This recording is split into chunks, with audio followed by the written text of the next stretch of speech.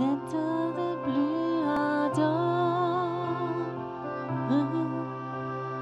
viens, l'état de bleu donne ton cœur, viens, tel que tu es ardent,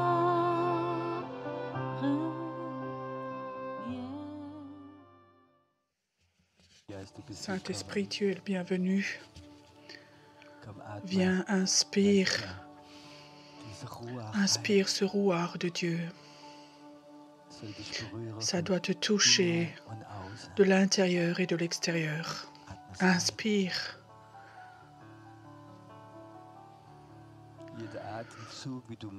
Toute bouffée d'air que tu prends, tu es bienvenu, Saint-Esprit. Tu es bienvenu, Saint-Esprit, ici. Je sens comme le Saint-Esprit voudrait qu'ici, il y ait une zone où il n'y a pas de douleur, qu'on arrive à un niveau où il n'y a plus aucune douleur, de blessures ou d'autres choses qui peuvent rester ici. Tu dois arriver au niveau où que ton esprit se sente bien, que ton âme puisse couper de tout. Inspire encore profondément. Ton esprit doit apprendre à respirer. Ton esprit doit se sentir à l'aise. Les douleurs de ton âme n'ont jamais le droit de t'empêcher à monter dans l'esprit. La douleur de ton âme n'a pas le droit de s'opposer à ce que tu entends la voix de Dieu, que tu puisses rencontrer ton Dieu. Laisse un moment ton esprit se détendre, où ton esprit se détend tout simplement, où il se détend.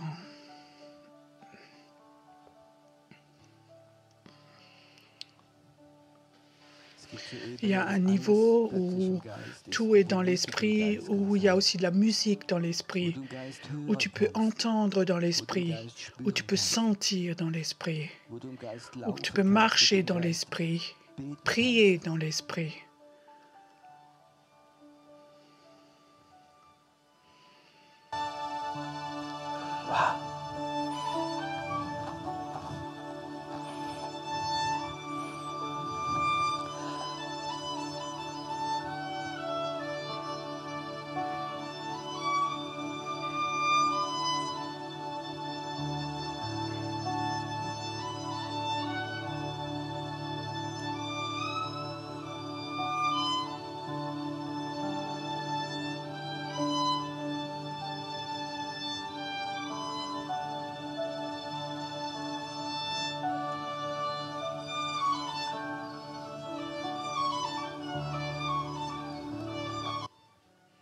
Écoute,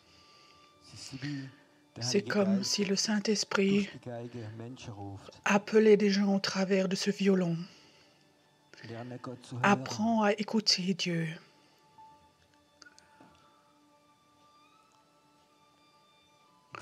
Ces sons, cette musique, ces notes, Dieu t'appelle à venir dans sa présence.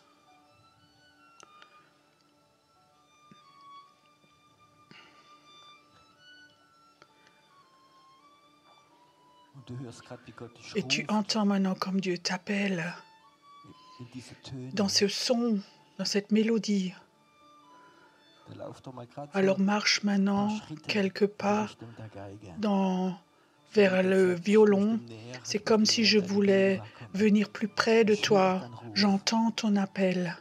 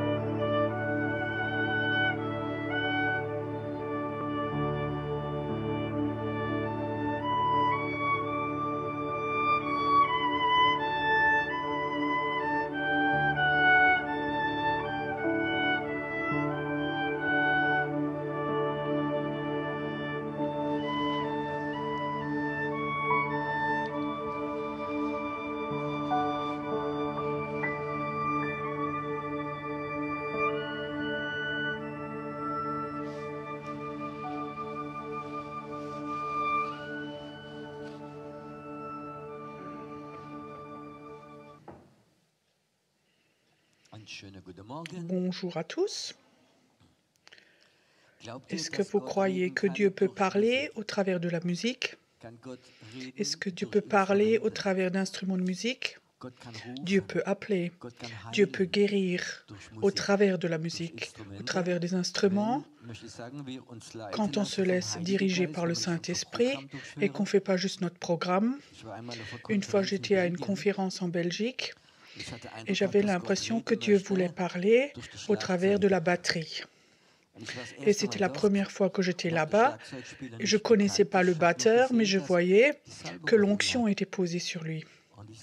Et je disais, je crois que Dieu veut parler au travers de ta batterie. Va voir à ta batterie et joue simplement librement. La main de Dieu est venue sur lui. Et je peux te dire, il a commencé à jouer.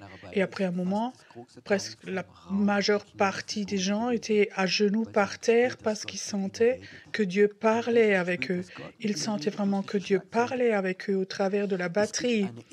Il y a un niveau de l'esprit où Dieu, on peut l'entendre dans différentes choses quand on coupe avec notre âme.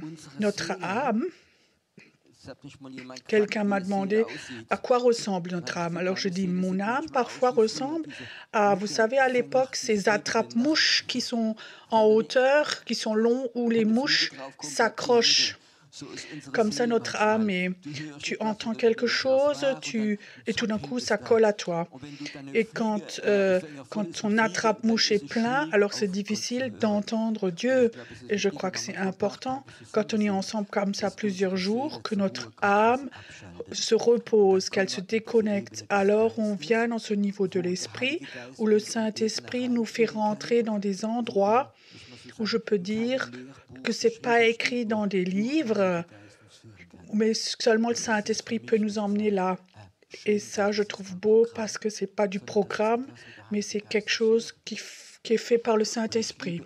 Et j'aime avoir des intercesseurs parce que normalement, ce sont des gens, des prieurs, des gens qui prient, qui ont appris à se déconnecter de leur âme pour servir.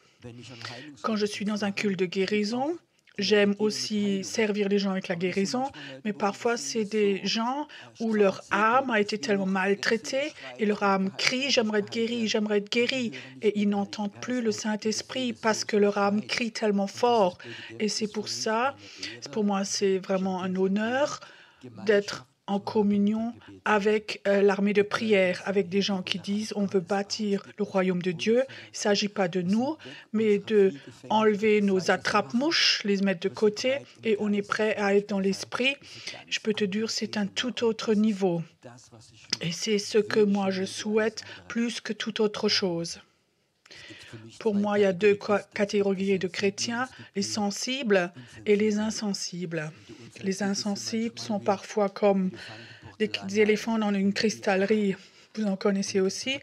Et il y a des chrétiens sensibles aussi pour le Saint-Esprit. Et ça fait plus plaisir de passer du temps avec des gens sensibles.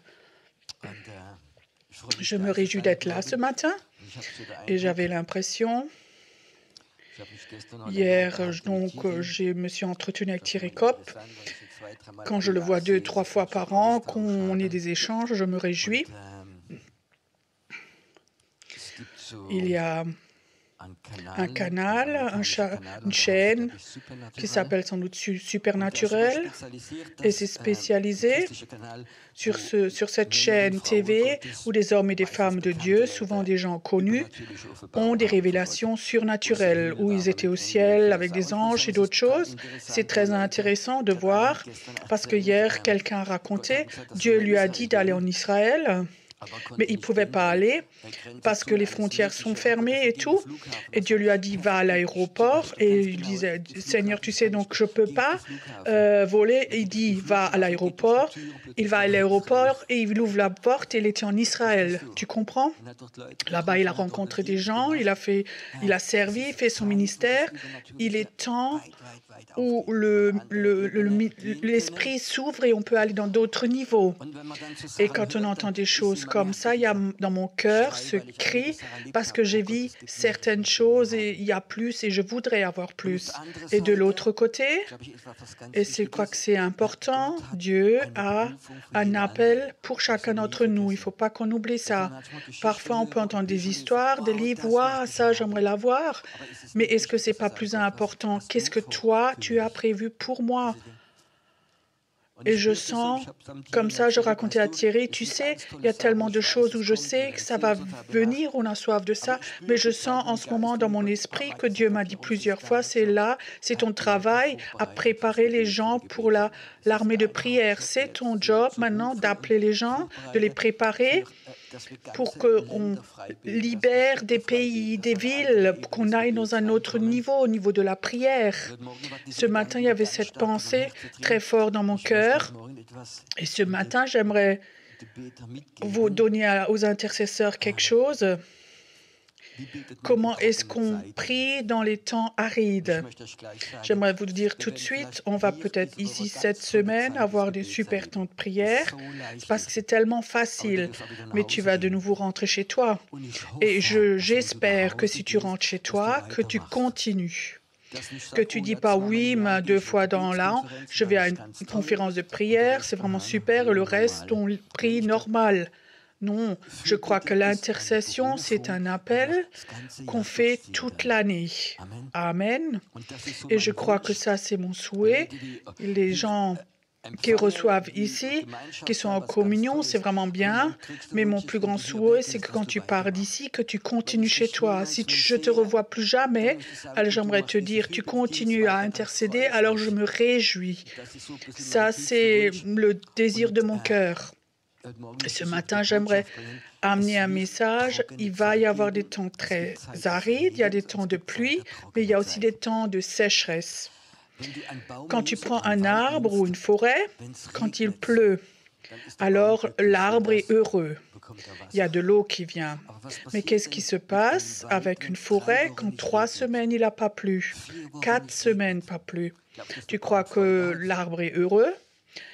Alors il y a quelque chose qui se passe, alors ses racines descendent très profondément dans la terre jusqu'à ce qu'il trouve de l'eau. Et dans le temps de sécheresse, pour un arbre, c'est presque plus important que dans le temps de pluie. Et je veux comparer, quand tu vas à une conférence, tu viens ici, ça va être un temps de pluie pour toi. Il va y avoir pluie, c'est agréable. On a une belle louange, des choses prophétiques. On est entre nous. Il y a une bonne atmosphère. Et ça, je veux dire, c'est une pluie spirituelle. Et c'est bon qu'il pleut. Mais que tu vas rentrer à la maison, moi, je vais rentrer chez moi, il va y avoir des temps de sécheresse. Et ceux-là, on ne les aime pas. C'est juste pour vous remémorer qu'est-ce qui s'est passé chez Jésus après son baptême. C'était le désert. 40 jours de désert pour tester est-ce que sa foi va résister. 40 jours résister avec le diable. Tu sais, c'est tellement important qu'on apprenne. Toi, tu vas être formé par Dieu et Dieu va autoriser que tu vas aller dans des temps d'aridité, de sécheresse. Aujourd'hui, j'aimerais vous parler d'un psaume. Je le parle, le psaume de la mort. Je lis quelques versets. Vous connaissez sans doute tous le psaume 22, celui qui est avant le bon berger. Je vous lis juste quelques versets. David prie, mon Dieu, pourquoi m'as-tu abandonné et t'éloignes-tu sans me secourir, sans écouter mes plaintes? Mon Dieu, je crie le jour et tu ne me réponds pas. La nuit, je n'ai pas de repos. Je trouve ces phrases terribles et bonnes à la fois. Tu vas prier, tu as l'impression que Dieu n'est pas là. Tu vas prier, tu as l'impression que le ciel est fermé. Tu vas prier et tu te sens vide, isolé. Et la nuit, parfois, tu ne peux plus dormir. Vous connaissez ça? La nuit où tu ne te sens pas bien, il y a peut-être des agressions démoniaques et tu pries, rien ne se fait, rien ne bouge. David, qu'est-ce qu'il fait? David, c'est quelqu'un qui se bat. David, il sait très bien comment on rencontre de nouveaux dieux.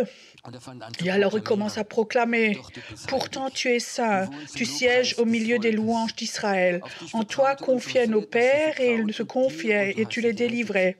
Ils criaient à toi et ils étaient sauvés. Ils se confiaient en toi et ils n'étaient point confus. » Il commence à proclamer.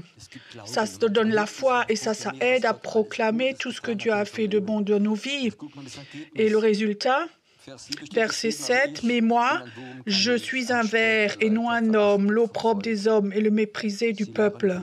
Tous ceux qui me voient se moquent de moi. » David est au point où il proclame, ça ne rapporte rien. Il dit, je suis un ver.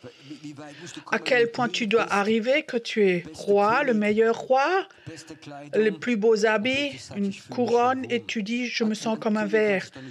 Un roi ne peut pas se sentir comme un ver, tu comprends, il a des gens autour de lui, il a le pouvoir, une couronne, un château, l'argent, et alors il dit, je me sens comme un ver, malgré qu'il a proclamé. Il y a des temps, tu peux avoir des principes spirituels à les appliquer, mais ils ne marchent pas.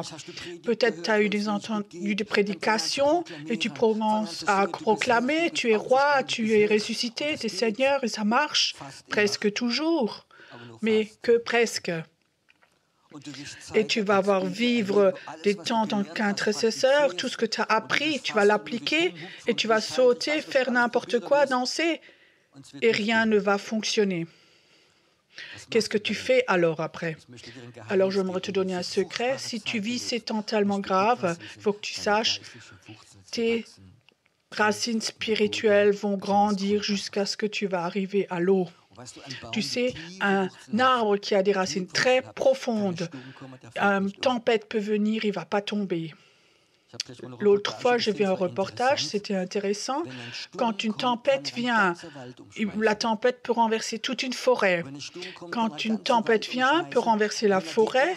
S'il renverse les premiers arbres, toute la forêt tombe. Vous savez pourquoi? Parce que les premiers arbres, c'est ceux qui ont les racines les plus profondes. Parce qu'eux ont du vent toujours contre eux, du contre-vent. Et quand les premiers arbres tombent, tous les arbres après autour tombent. Et je crois dans l'Église, il faut qu'il y ait des gens qui aient ces racines très profondes. C'est une protection pour les autres.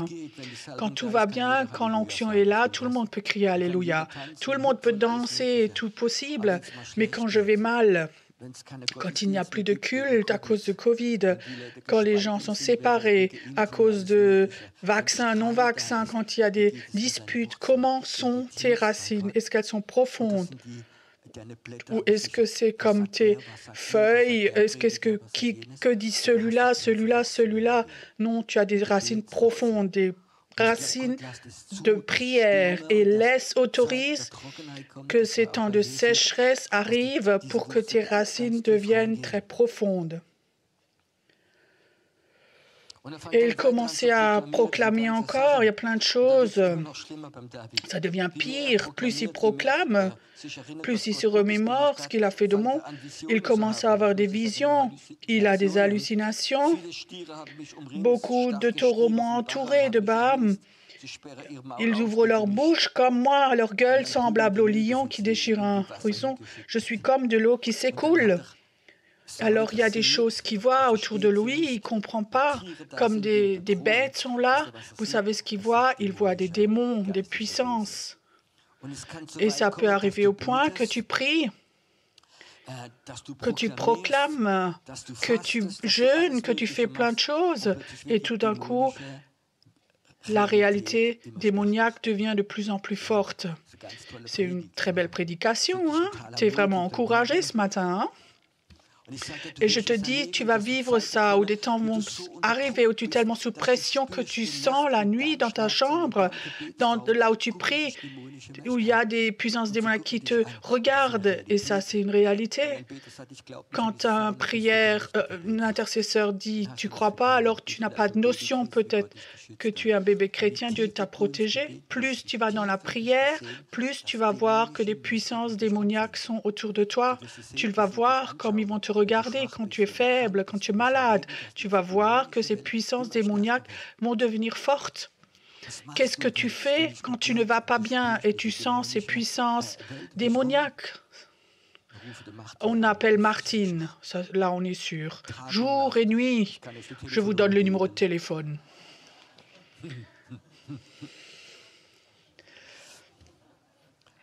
J'espère que ton répondeur est cassé alors.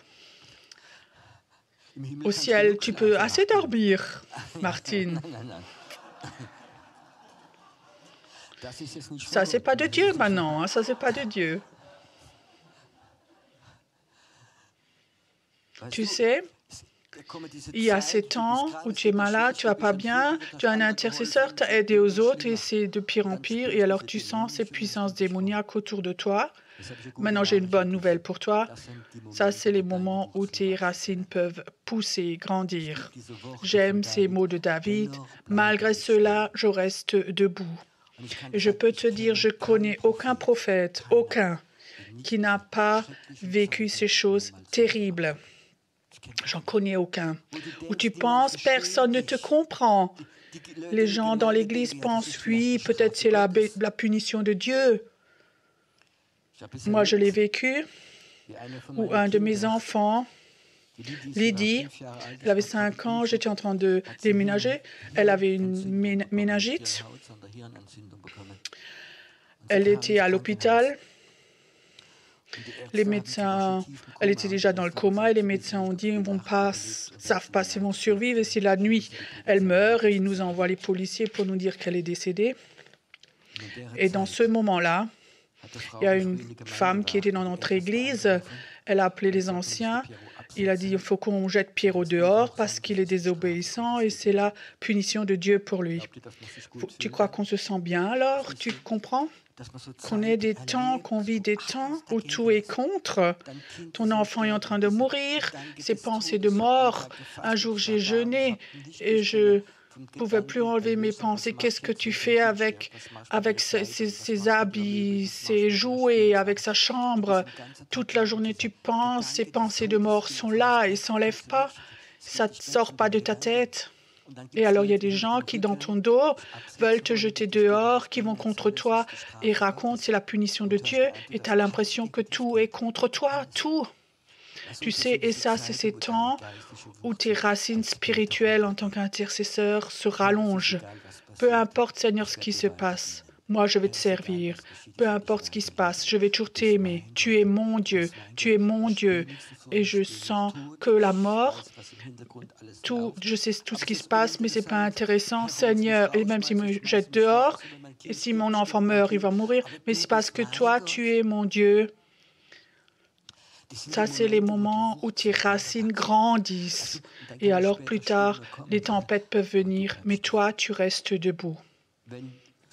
Quand des intercesseurs n'ont pas vécu ces temps de sécheresse où tout va contre toi, alors les racines ne grandissent pas. Il faut qu'elles grandissent. Et je crois que c'est presque mieux quand ces temps de sécheresse que tu les acceptes et que tu ne te bats pas contre.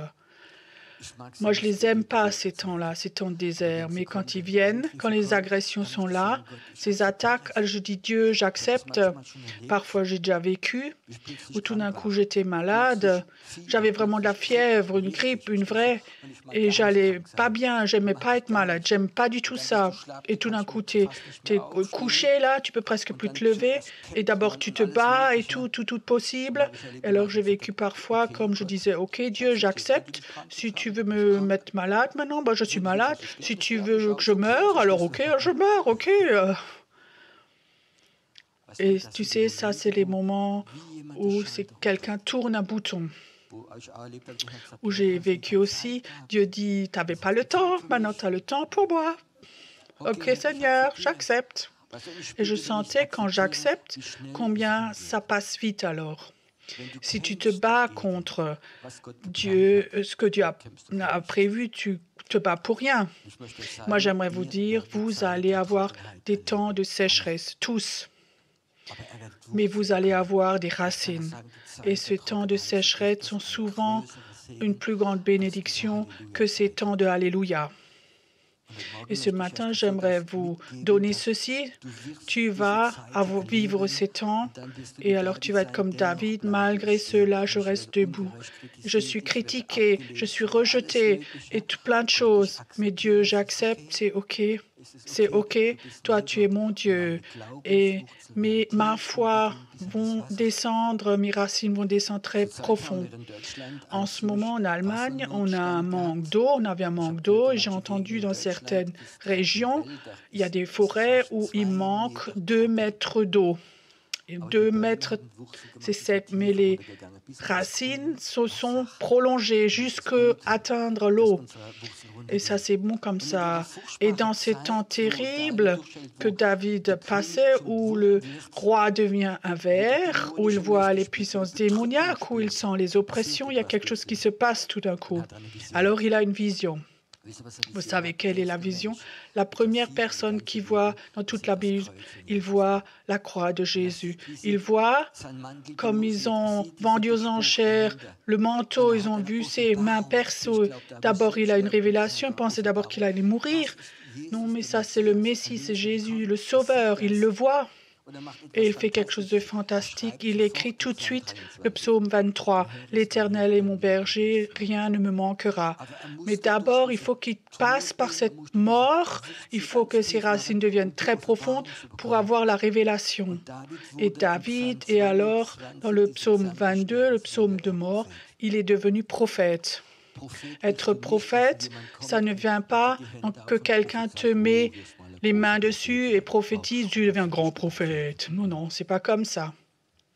Un prophète peut juste confirmer ce qu'est la volonté de Dieu. Mais un prophète ne te fait pas en tant que prophète, mais Dieu fait ça. Dieu fait ça souvent au travers de ces temps de sécheresse. Je connais aucun prophète et sans doute dans ces 20, 30 ans, j'ai sans doute vécu où j'en ai rencontré aucun qui n'ait jamais vécu ces temps de sécheresse si terribles, où tu es traité de mal injuste. Et tu dis, toi, tu es un Dieu de justice, montre donc que j'ai raison, sois de mon côté. Et Dieu dit non. Mais Dieu, c'est donc pas juste, tu m'aimes donc? Mais oui, oui. Mais moi, je te laisse un moment dans ce désert. Tu sais, quand tu vois l'image de la forêt, de l'arbre, il y a des conférences, il y a l'onction, et alors il pleut. Ça, c'est l'image de la pluie. J'envoie la pluie, ça, c'est l'onction. Oui, c'est bon, ça fait du bien. Et ça, on a besoin de temps en temps. Mais l'arbre ne reçoit pas de racines profondes par la pluie, mais par la sécheresse. Et on a besoin de 2 choses. Une fois la pluie, mais aussi c'est cette sécheresse pour que ces racines descendent profondes. Quand on va bien, quand l'Église est loin, quand l'Église et Jésus, les conférences sont méga loin, alors c'est très simple d'être chrétien. C'est juste ça. Aujourd'hui, on fait des évangélisations. C'est tellement bien fait. On a les super musiciens, on a des lasers, on a même des machines à fumer, on a tout. On est devenus des professionnels. On fait des atmosphères fantastiques, on fait des appels et les jeunes courent devant. Waouh! Et je veux apprendre à connaître ce Jésus avec cette super musique aussi bien que le monde. Alors ils sont tous là, ils veulent prendre Jésus, accepter Jésus. Dans la pluie, beaucoup veulent Jésus. Comment c'est la semaine d'après, quand il y a une tempête, quand les parents disent « si tu continues à raconter de Jésus, on te fout dehors », quand tes amis ne te veulent plus, alors tu ne sens plus cette belle atmosphère, mais tu sens ces attaques démoniaques. Et tout d'un coup, la majorité qui se sont convertis dans ces atmosphères-là, on ne les voit plus. J'avais entendu un reportage d'Amérique, un pasteur. Il disait, quand les gens se convertissent, 90% d'entre eux, 2 ans après, on ne les voit plus. C'est triste, là. Et alors, il y a des évangélistes, ils convertissent des milliers de personnes.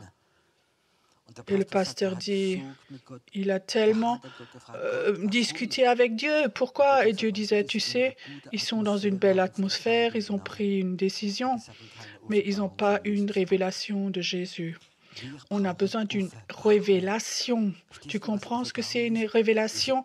C'est un savoir surnaturel dans ton cœur. Et ça, on le reçoit souvent dans le désert.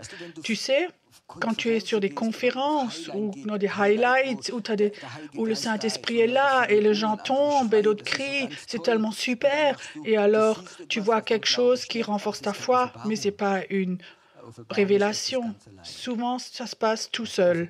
Ça, c'est une révélation de Jésus pour ta vie dans la prière, tout au fond de toi. Et cette révélation fait que tu as des racines très profondes, que tu es un âme qui rapporte des fruits et qui a des racines profondes. Ce n'est pas un message qui encourage les gens, mais c'est quelque chose de prophétique pour ta vie. Tu vas vivre, ou peut-être les derniers temps tu as vécu, où tu as eu du contre-courant, du contre-vent, de temps de sécheresse. Peut-être que tu es dans un groupe de maison, une église, ou peut-être tu es même seul et tout est tellement sec. Et peut-être tu as la Bible et certains jours même dans la Bible c'est tellement sec. Je te dis, attends-toi à l'Éternel, n'abandonne pas. C'est le temps où tes racines grandissent. Et si tu t'attends à Dieu, à chaque fois, il y a une onction prophétique qui vient sur ta vie.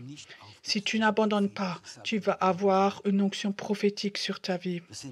Parfois, on est tellement charismatique, enthousiaste, alléluia, et c'est tellement super tout et tout ce qui est collectif. Mais cet enthousiasme collectif, cette pluie, ça n'a rien à voir avec des racines. Dieu parfois m'a humilié dans ces situations. Tu sais, moi aussi je suis quelqu'un, je me laisse enthousiasmer de ce que Dieu fait, comme Dieu fait des miracles. Et un jour, j'étais à Ladenburg. Un médecin m'avait emmené chez deux vieilles dames. Elles étaient les deux plus de 80 ans dans l'église officielle, mais ces deux femmes, elles avaient des racines très profondes. Et en tant que nouveau pasteur, je voulais raconter tout ce qui se passait dans l'église libre. Alors, les dames disaient, oui, on connaît Dieu, comment est-ce qu'on peut apprendre à connaître Dieu dans l'église officielle? Alors, elle disait, tu sais, nous, on a vécu la guerre. Et il y avait des temps, on n'avait pas d'argent, on n'avait plus rien du tout, on serait mort de faim. Alors, pendant 10 jours, on n'avait rien d'autre, rien, on n'avait pas d'argent, rien pas à manger. On avait un petit crouton de pain, on l'a posé sur la table, nous deux. On a pris, Seigneur, bénis ce pain. Tous les jours, on a pris quelques miettes, on a mangé, et pendant 10 jours, on n'avait pas faim. Waouh! Et tu sais, moi j'étais là, ça c'est donc pas possible, l'église officielle, vieille dame, aucune notion. Et tu sais, elles avaient des racines très profondes et je pensais, waouh, elles connaissent leur Dieu. Ça ne vient pas combien enthousiaste on est, mais combien les racines de la prière sont. Je sais, ça sonne un peu fou. J'ai aussi vécu comme certains chrétiens ont vécu et ont prié. Si j'ai besoin de désert, appelle-moi, j'y vais, je l'accepte. J'accepte d'être humilié. J'accepte d'être poursuivi, persécuté, d'être seul. Je veux apprendre à te connaître. Je veux plus te connaître, plus profondément. Et alors, il y a ces temps où ces racines viennent. Et quand Jésus est sorti de ces 40 jours de désert, qu'est-ce qui s'est passé? Alors il y a des anges qui sont venus pour le servir. Les anges ne sont pas venus et ont fait de la cure d'homme avec lui les premiers jours. Ils l'ont laissé seul 40 jours. Et je peux te dire, moi je connais des temps de sécheresse, mais je connais aussi des temps où les anges sont venus m'ont servi. Sinon, je ne serais pas là. Et je peux te dire, quand tu acceptes le désert, où tes racines deviennent très profondes, tu vas apprendre à connaître le prophétique et que des anges viennent pour te servir. Ils viennent même dans ta maison. Et dans la Bible, il est écrit que beaucoup de gens rencontre des anges et ils ne le savaient même pas. Je crois qu'on vit dans ce temps où Dieu appelle des intercesseurs prophétiques avec des racines très très profondes qui sont capables de protéger toute une forêt parce qu'ils se mettent debout et ils savent très bien dans ton groupe de maison, ta famille, il y a beaucoup de gens, des chrétiens, mais ils n'ont pas de racines. Et toi, dans la prière, tu te mets là debout. Tu dis, c'est donc pas encore des gens qui ont une grande foi, mais moi, je veux être une protection pour eux, je prie pour eux. J'ai appris quelque chose en tant que pasteur. Quand parfois, dans l'église ou ici, quelqu'un d'âgé meurt, qui était un intercesseur, alors l'église est toujours en danger. Tu sais, quand tu as un arbre comme ça, peut-être que c'est une grand-mère que personne ne voyait vraiment. Moi, je sais, elle, à la maison, elle priait pour l'église. Elle prie pour moi. Elle prie pour mes enfants. Elle prie pour moi, ma santé, pour moi. Et le Seigneur la cherche parce qu'il est temps de la chercher. Alors, il y a un vide à son endroit. Alors, je prie toujours, Seigneur, envoie quelqu'un. Envoie quelqu'un qui se met comme ça au bord de la forêt et qui nous protège. Peut-être, toi, tu es quelqu'un comme ça, qui quelque part, il y a une forêt et l'église, c'est comme une forêt. L'enthousiasme est là. Quand un vent, tout le monde va tomber. Je me demande avec ce Covid, combien de chrétiens en Suisse, en Allemagne sont tombés, où ils ne savaient plus ce qui était juste, où il y a des prédicateurs qui sont pour, d'autres contre. Les chrétiens ne comprennent plus et perdent leur foi. Où sont les intercesseurs qui s'enlèvent de ces disputes et prient pour le royaume de Dieu? Ceux qui ont des racines profondes, qui ne vont pas dans des discussions, dans des disputes, et de dire, Seigneur, je prends du temps, je prie la protection de l'Église pour ces gens nouveaux convertis qui n'ont pas encore de grandes racines. Je veux être une protection pour tous ces gens-là. Pas chaque chrétien va un jour avoir un micro ou être sous les projecteurs. Mais Dieu appelle des gens en tant qu'intercesseurs. Mais moi, je peux te dire, le jour où on est en haut, il y a des grands prédicateurs, ils vont être tout petits. Et de petits prieurs là en haut, des intercesseurs vont être tout grands là en haut. L'important est ce que Dieu appelle à te faire, de le faire. La présence de Dieu est là. Ton âme est tout calme maintenant. Et je crois que Dieu voudrait toucher ton esprit ce matin. Les pasteurs, le mot pasteur veut dire berger des âmes. Les pasteurs prêchent pour ton âme et c'est bon comme ça. Les prophètes prêchent pour ton esprit. Ça, c'est la différence. Certains chrétiens ne connaissent pas, ils n'entendent que des prédications pour l'âme. Dieu t'aime, Dieu guérit. Et alors ils sont surpris que des prophètes ou des apôtres prêchent pour ton esprit. Et s'il est temps que les chrétiens commencent à grandir dans l'esprit, que ces racines prophétiques deviennent profondes, qu'elles aillent jusque dans cette eau du réveil. Les réveils, c'est souvent quelque chose qui se fait où tu voyais rien de visible, où le péché était là, où l'incroyance était là, où il n'y avait plus de foi, où il y avait des batailles religieuses, où le démoniaque et l'occulte a grandi. Il y a des gens qui avaient des racines très, très, très profondes et eux, se sont accrochés en bas au réveil et ils ont amené le réveil, où dehors, il n'y avait rien du tout. J'aimerais te dire en ce moment, en Allemagne, en Suisse, en Europe, on voit rien ou presque rien de réveil. Est-ce que c'est juste? Il y a des disputes, capitalisme, occultisme, New Age, tout genre de choses. Mais il y a des intercesseurs, leur foi profonde, leurs racines vont très profondément jusque dans le cœur de Dieu. Et là, ils tirent, ils aspirent. Et ils vont être des réveils, de réveils pour les églises, pour le monde, parce que ça va venir.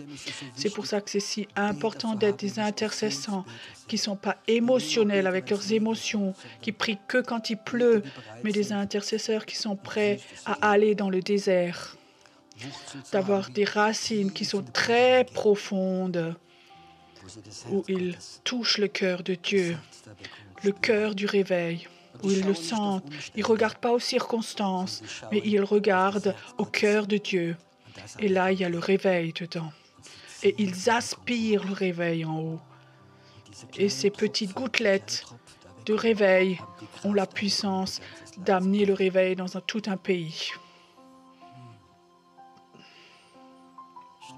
J'aimerais un moment que tu te vois maintenant comme un arbre de prière qui est dans des tempêtes, dans le désert, qui est rejeté, qui est seul, où tu as l'impression que personne ne te comprend.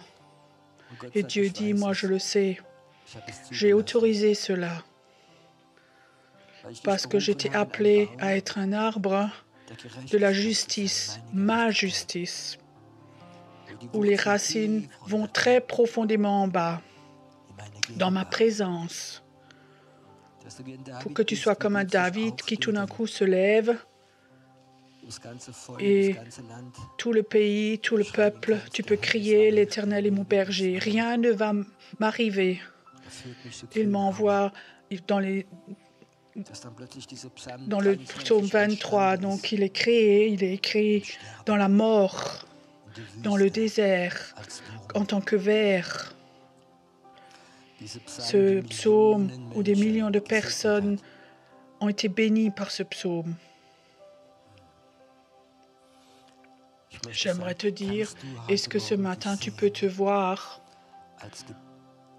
comme un arbre planté là où tu habites, là où tu es maintenant. Tu n'as pas besoin d'être au milieu de la forêt. Peut-être que tu es en ce moment dans le désert, mais en tant qu'arbre, l'arbre de Dieu, l'arbre de la justice, en tant qu'intercesseur, et tes racines touchent déjà le réveil. Et les circonstances vont peut-être être terribles autour de toi, mais tu pries et tu attires le réveil. Et les gens te racontent des choses terribles, mais ça ne t'intéresse pas, parce que tu pries à chaque fois, tu tires l'onction du réveil, tu la sens, tu la vois en toi.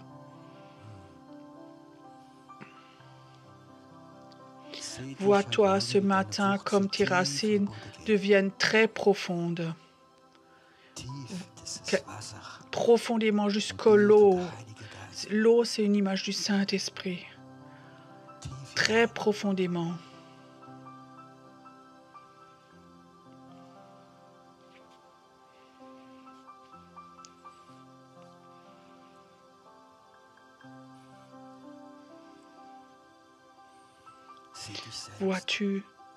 Vois-toi toi-même.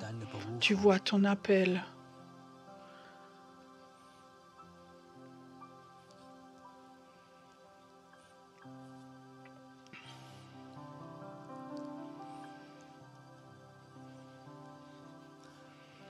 Ce matin,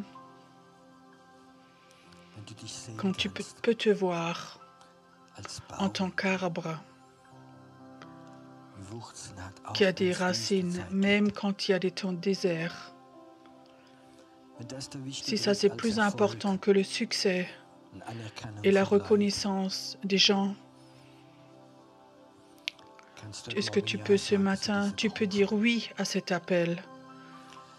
J'aimerais ce matin être une intercessrice, quelqu'un qui prie. J'aimerais être un arbre comme ça, qui protège la forêt. Moi, je dis oui à cet appel. Je dis oui à des temps de désert. Je dis oui à des attaques démoniaques. Je dis oui au plan de Dieu.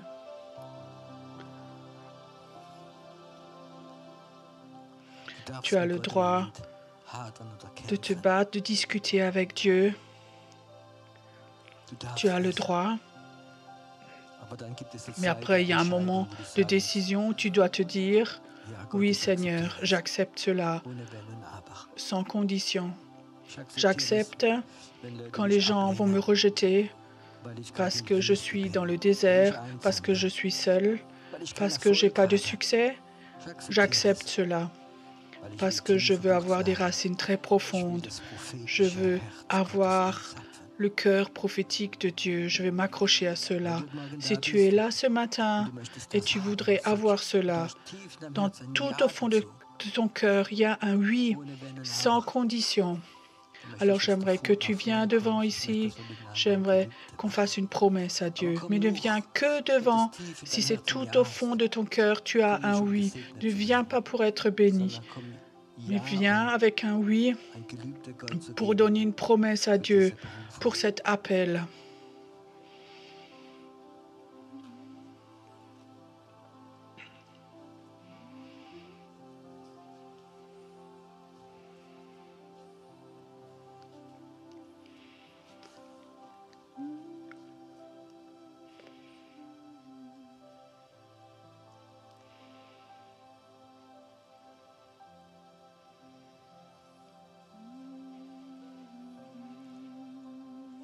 Je sens ce matin, c'est comme si Dieu me montrait, c'est un Dieu, c'est un moment saint maintenant, où l'appel de Dieu est tout près maintenant, où l'appel de Dieu est là maintenant, où ce matin, Dieu touche tes racines. Et il dit, elles sont tellement importantes parce qu'il y a des tempêtes qui vont venir sur la terre. Il y a des tempêtes qui vont venir, des agressions, des attaques vont venir. Et tu vas voir comme beaucoup de forêts vont tomber, où des églises entières vont se dissoudre et il n'y aura plus rien. Alors ces intercesseurs vont tirer le réveil. Ils vont avoir cette onction du réveil, ils vont la tirer. Ça va être un temps tout nouveau. Et Dieu va utiliser ces arbres. Il va devenir des prophètes de Dieu dans le monde invisible. Et l'ennemi va les voir, va les reconnaître, il va avoir du respect. Parce qu'ils savent, ça c'est des battants pour Dieu.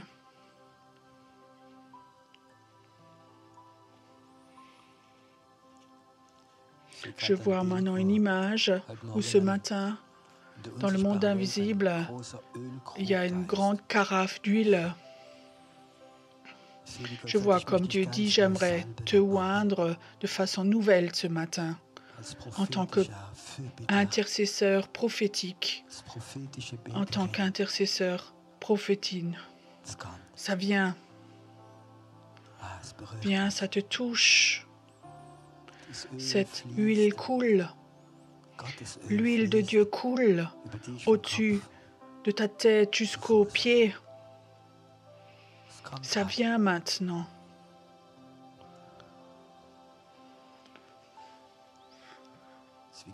C'est comme Dieu ce matin voudrait toucher ton cœur ce matin. Il y a quelque chose qui change dans ton cœur ce matin. Je vois comme le Seigneur vient et il voudrait sortir des flèches de ton enfant, de l'accusation qui était en toi, qui font encore mal aujourd'hui. Je vois, j'enlève ces flèches de ton cœur maintenant. Il y a quelque chose qui se passe en toi maintenant. Ce prophétique va devenir visible, dit Dieu. Ce que tu pensais, ce que tu sentais, Dieu, tu vas le voir, dit le Seigneur. dans Jean, ces versets, ce qu'on a vu, ce qu'on a touché avec nos yeux. Et le Seigneur dit, ce temps va venir, tu vas toucher avec tes mains ce que tu penses, ce que tu sens, et tu vas pouvoir le toucher.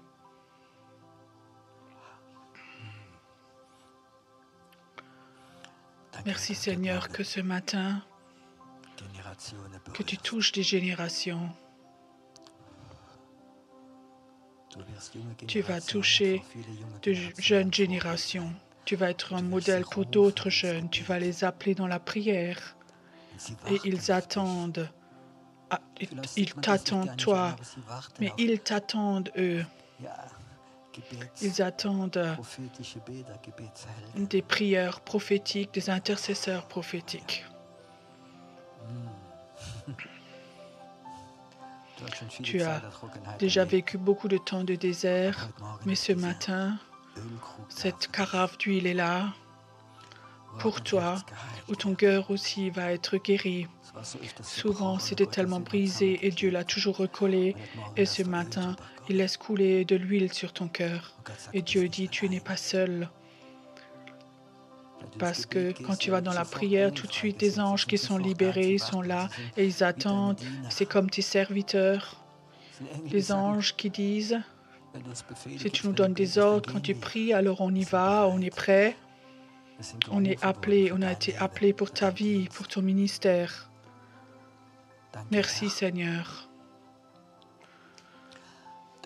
qu'il existe des arbres, qu'il va y avoir des arbres.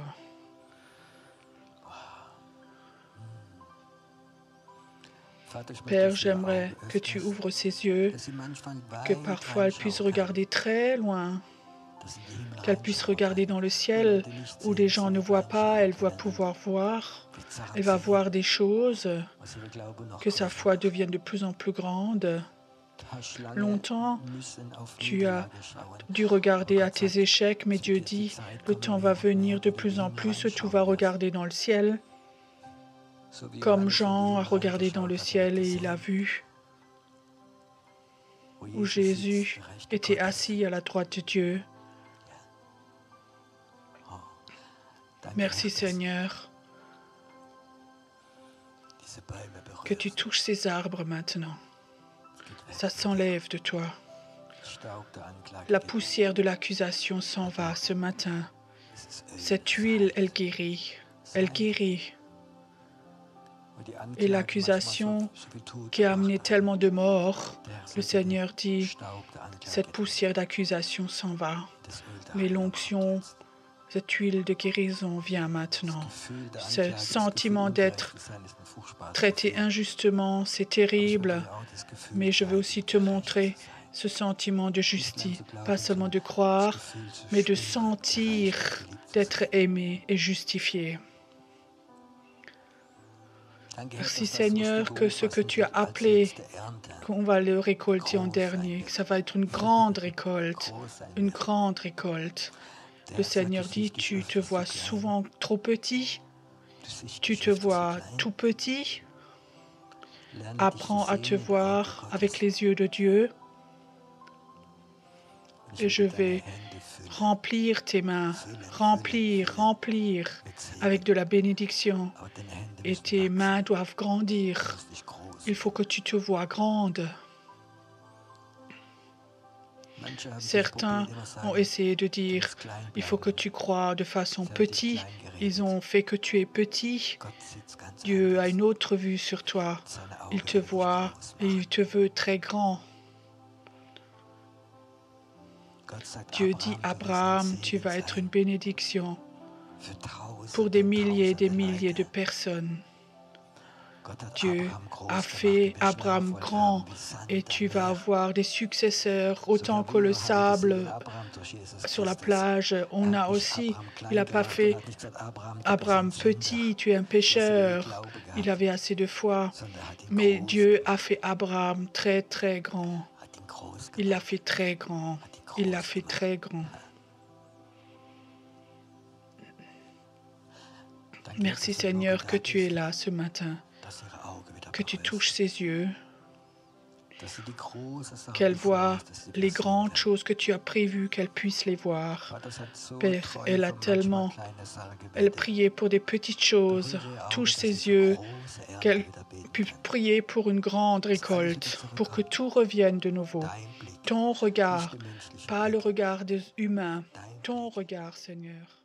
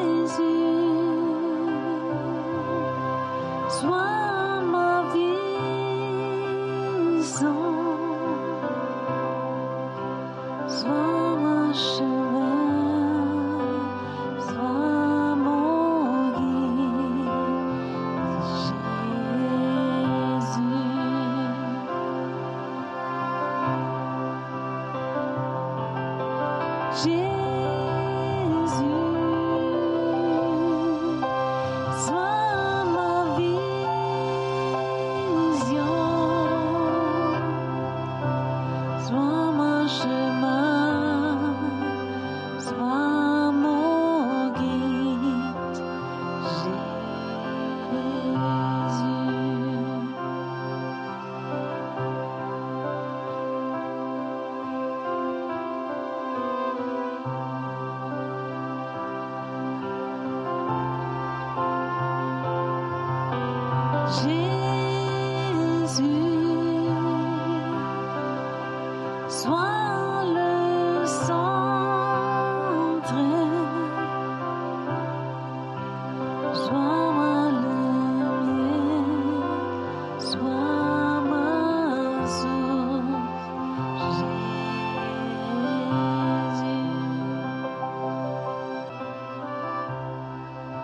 Sois le feu dans mon cœur, sois le vent dans cette toit, sois la rose de ma vie, Jésus, Jésus.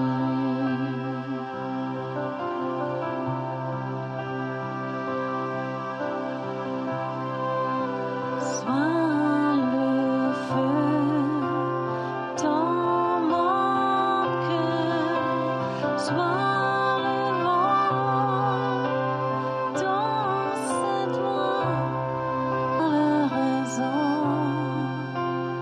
de ma vie, Jésus, Jésus.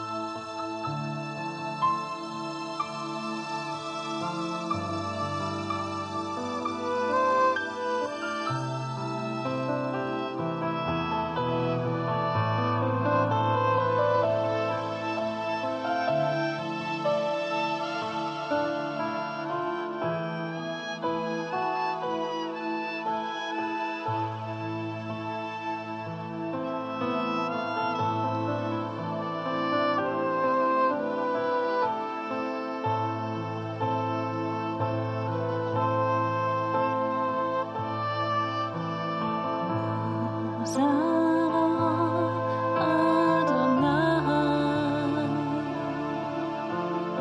Nous adorons El Shaddai. Nous élevons ton grand nom. Nous te louons, Seigneur. Nous adorons Adonai. Nous adorons El Shaddai. Nous élevons ton grand nom. Nous te louons, Seigneur.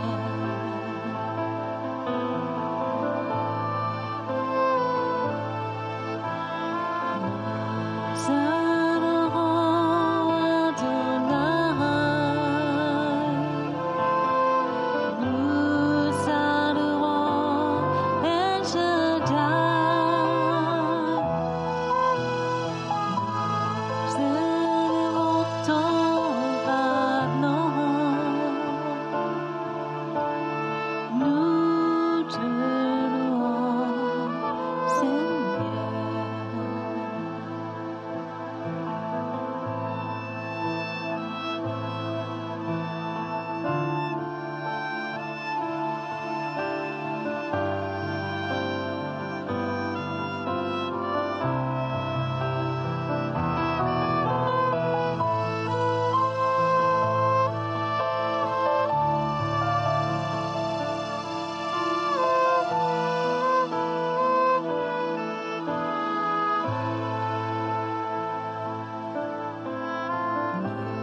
Nous adorons Adonai. Nous adorons El Shaddai.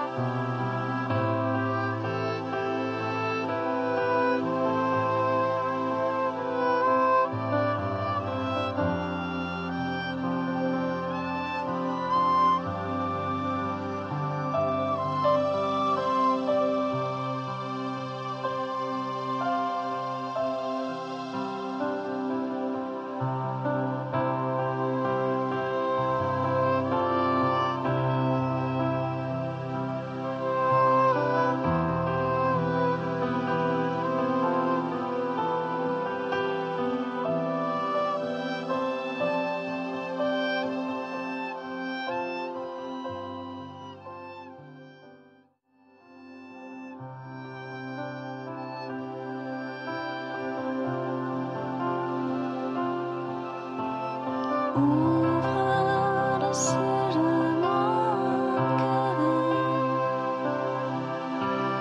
ouvre les yeux de mon cœur, je désire te voir, je désire te voir.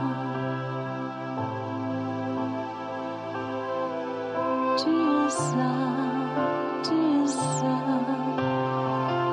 tu es ça.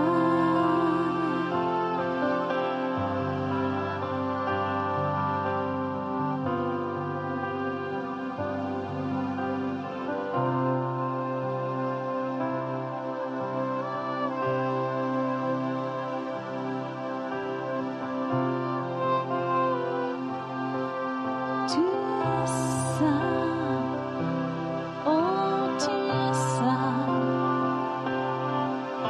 tu es merveilleux,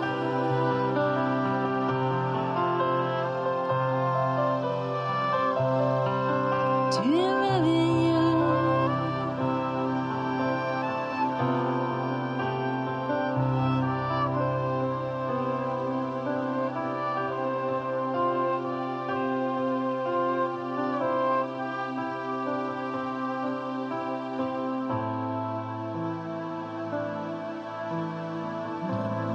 Nous adorons Adonai, nous adorons El Shaddai, nous élevons ton grand nom, nous te louons, Seigneur.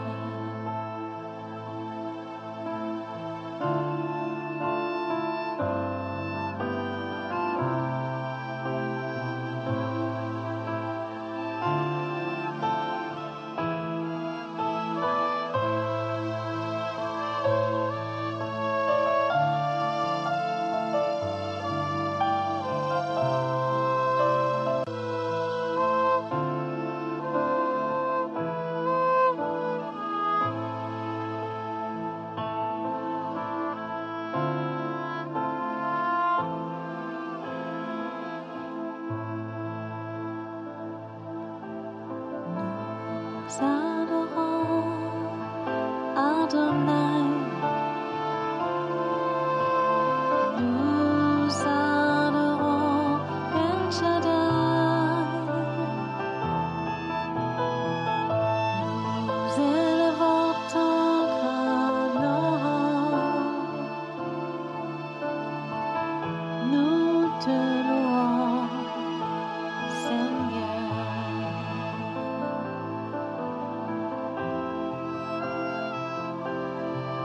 Tu es glorieux,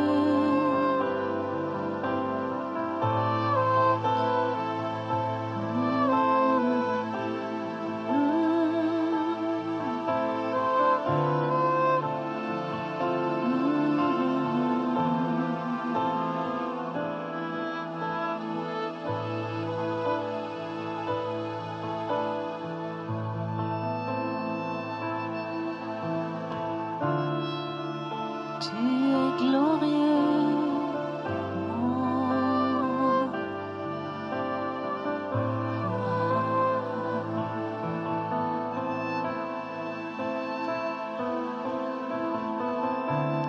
mon sauveur.